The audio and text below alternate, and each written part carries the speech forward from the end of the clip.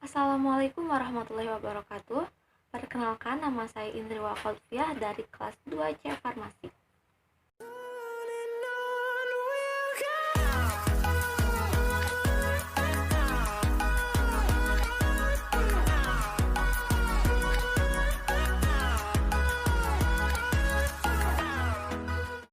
Pada video kali ini, saya akan menjelaskan mengenai jenis-jenis penyakit kulit beserta obatnya.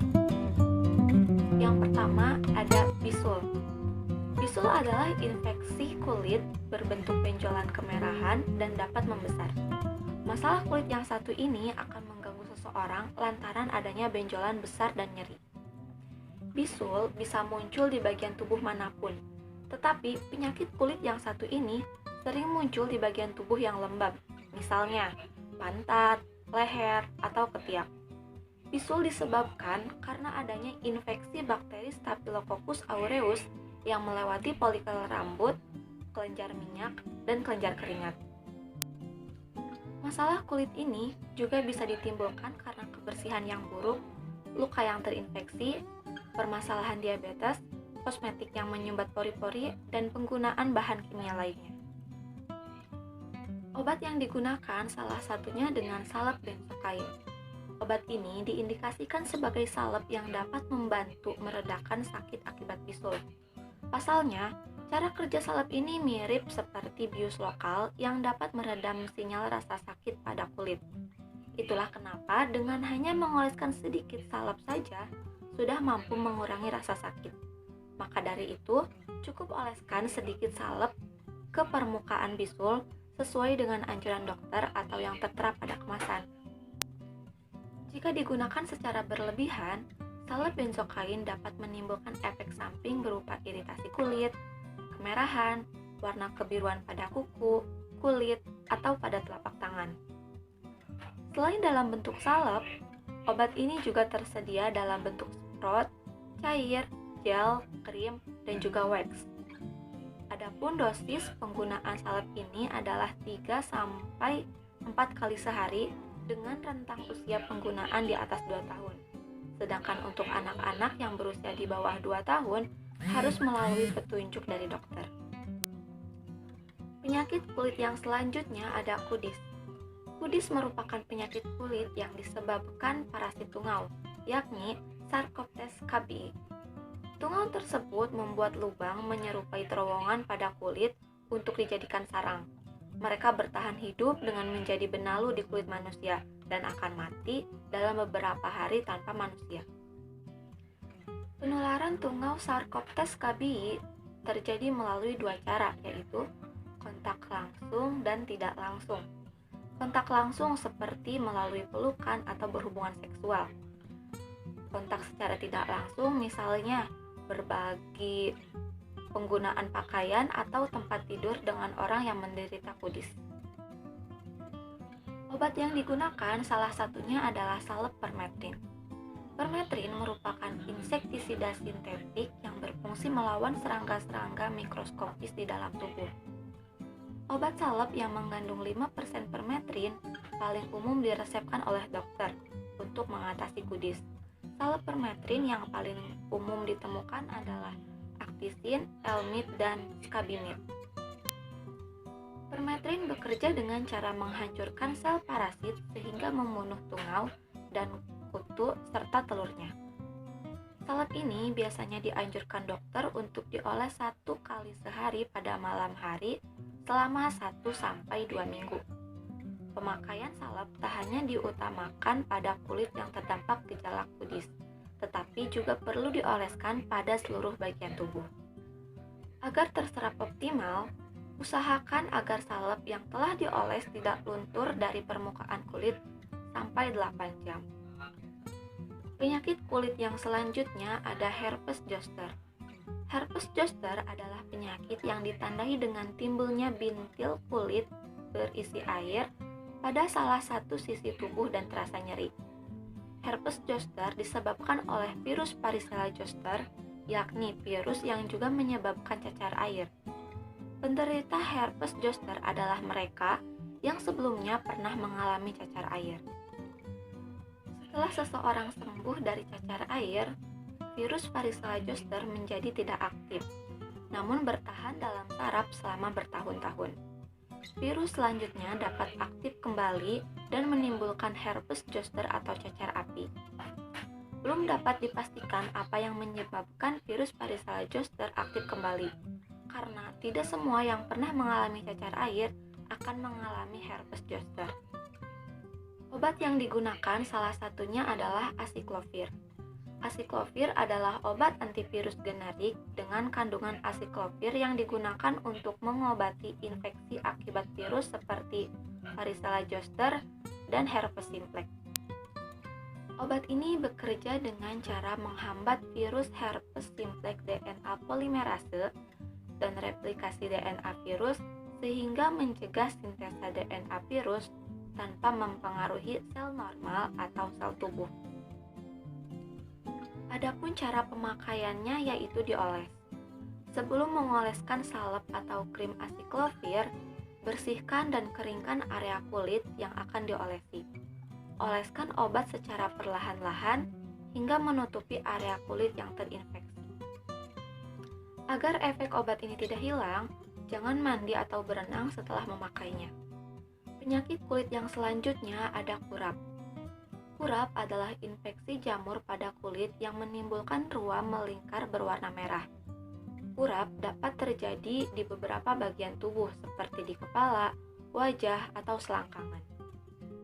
Penyakit ini dapat menular melalui kontak langsung dengan penderita atau hewan yang terinfeksi. Selain itu, kontak secara tidak langsung dengan benda yang terkontaminasi jamur juga dapat menularkan kurap. Karena bentuknya seperti cincin atau cacing yang melingkar, kurap juga dikenal dengan sebutan ringworm. Obat yang biasa digunakan untuk mengobati penyakit ini salah satunya dengan miconazole.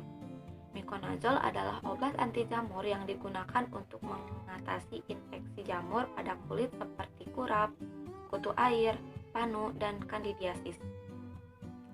Miconazole bekerja dengan cara merusak struktur membran sel jamur, sehingga membran sel tidak dapat berfungsi dengan baik dan menyebabkan sel jamur kehilangan kalium dan senyawa penting lainnya. Dengan begitu, pertumbuhan jamur dapat dihentikan. Efek samping dan bahaya miconazole.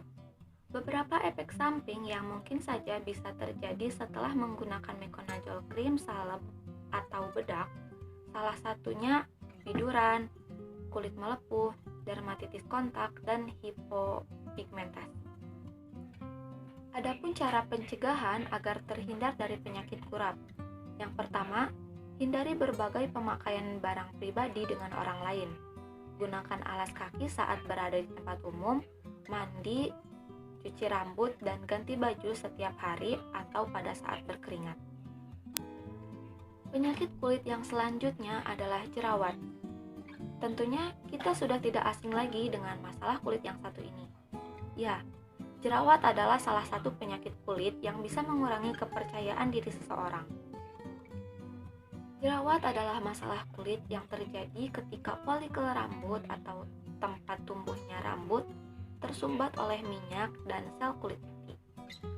Kondisi ini umumnya ditandai dengan munculnya bintik-bintik pada beberapa bagian tubuh, seperti wajah, leher, punggung, dan dada.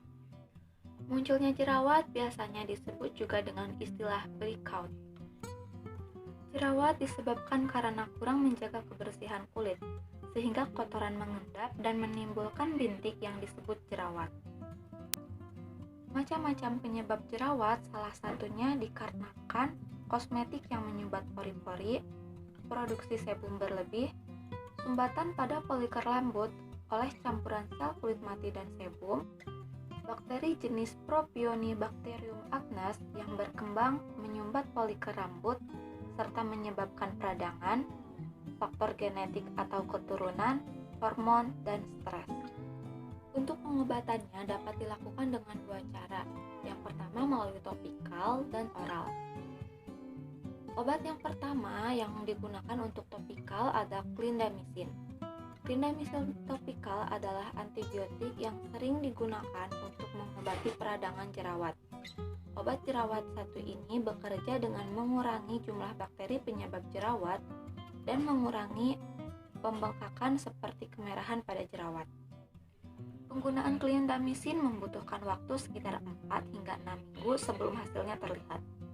Meski begitu, clindamycin tidak dapat mencegah penyumbatan pori-pori, sehingga dibutuhkan obat jerawat lainnya seperti asam salisilat. Dengan menggunakan kombinasi obat ini, Anda mungkin mendapatkan hasil yang lebih cepat.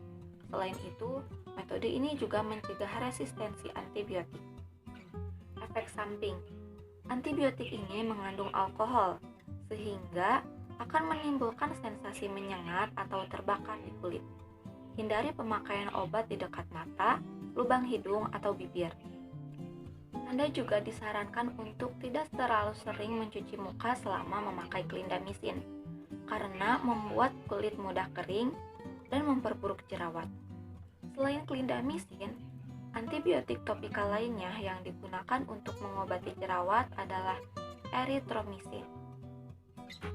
Cara kerja obat ini sama dengan antibiotik jerawat lainnya, yaitu membunuh bakteri penyebab jerawat dan membantu mengurangi peradangan. Pada beberapa merek, erythromycin mengandung zinc asetat yang membantu memulihkan kulit dari jerawat. Namun, erythromycin bukan pilihan pengobatan jerawat yang pertama. Hal ini dikarenakan antibiotik ini tidak dapat mengatasi faktor pemicu jerawat lainnya, seperti penumpukan sel kulit mati dan produksi minyak berlebih. Oleh sebab itu, penggunaan erythromycin memerlukan bantuan dari obat lainnya seperti retinoid untuk mempercepat penyembuhan. Selanjutnya, obat jerawat yang digunakan melalui oral, yaitu tetracycline. Tetracycline merupakan antibiotik yang memperlambat pertumbuhan bakteri jerawat dan mengurangi peradangan.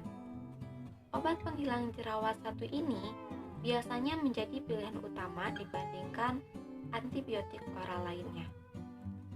Sebelum diresepkan tetracycline, dokter akan melihat kondisi jerawat terlebih dahulu. Kemudian, ia akan mempertimbangkan dosis dari 250 mg hingga 500 mg sebanyak 2 kali sehari. Dosis tinggi biasanya diresepkan untuk jenis jerawat yang parah, seperti sistik dan nodul. Jika jerawat sudah membaik, dokter akan mengurangi dosisnya. Penggunaan obat ini pun juga dikombinasikan dengan obat topikal jerawat seperti retinoid atau asam azelaic. Jika tetracycline tidak ampuh, dokter mungkin akan memberikan antibiotik oral lainnya seperti erythromycin atau clindamycin. Efek samping dari obat tetracycline, salah satunya nyeri perut, mual dan muntah, diare, sakit tenggorokan, infeksi jamur pada vagina, dan lain sebagainya. Bila Anda mengalami berbagai efek samping tersebut dan merasa terganggu, segera konsultasikan dengan dokter. Sekian video penjelasan mengenai penyakit pada kulit dari saya. Untuk kurang lebihnya mohon maaf.